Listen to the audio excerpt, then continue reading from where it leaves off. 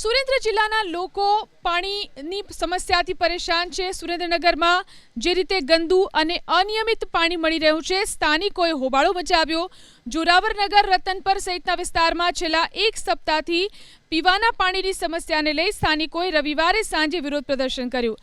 સાથે જ જોરાવરનગર વિસ્તારમાં રહીશોએ પાણીની ટાંકી પર ભેગા થઈને સૂત્રોચ્ચાર કર્યા।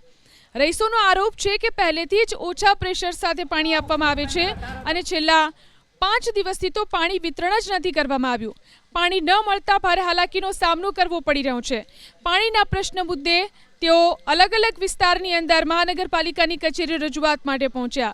સાથે જો રોજિંદા વપરાશ માટે પાણી ન મળતા સ્થાનિકોએ આંદોલનની ચીમકી ઉચ્ચારી।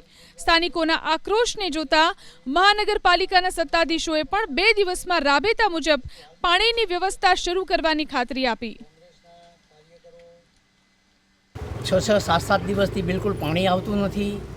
મુખ્યમંત્રીશ્રીનો અહીંયા પ્રોગ્રામ થયેલો હતો ત્યારે પણ પાણી મળેલું નહોતું અને આજે પણ પાણી મળતું નથી। વૃદ્ધ માણસોને પાણીની ખૂબ જરૂર પડે। વૃદ્ધ માણસો કઈ જગ્યા પર પાણી ભરવા જાય કે કઈ જગ્યા પર રહી શકે, બાળકો પાણી વગર રહી શકતા નથી। તો મ્યુનિસિપાલિટીએ એની વૈકલ્પિક વ્યવસ્થા તરીકે જો કોઈ પણ જાતની ખોટ સર્જાઈ હોય તો એને ટેન્કરથી પાણી આપવાની કોશિશ કરવી જોઈએ। પાણી પૂરતું આપતા નથી, ફોર્સે આપતા નથી। મહાનગરપાલિકા થઈ રોજ પાણી આપવાને બદલે 7-8 દિવસ સુધી પાણી બૈરાને ઉઠીને પાણી રવિવાર હોય તો કામ કેવી રીતે કરે બૈરા? પીવાનું પાણી તો બાટલા મંગાવી લે હાલો, પણ વાપરવાનું પાણીનું શું? કપડાનું શું? કચરા પોતાનું શું? વાસણની સફાઈનું શું? રસોઈનું શું? પાણી બિલકુલ આપતા નથી। તમારા માટે મતદાન માટે ખડા પગે ઊભા રહેતા હોય તો તમને એટલો વિચાર આવવો જોઈએ કે આવા નાના નાના ભૂલકાઓ પાણી માટે તરવડતા હોય અને અત્યારે તાકડે ડંક્યું પણ બંધ થઈ ગઈ છે। ટેન્કરના રૂપિયા અમારી પાસે નથી, મોંઘવારીએ માજા મૂકી દીધા છે।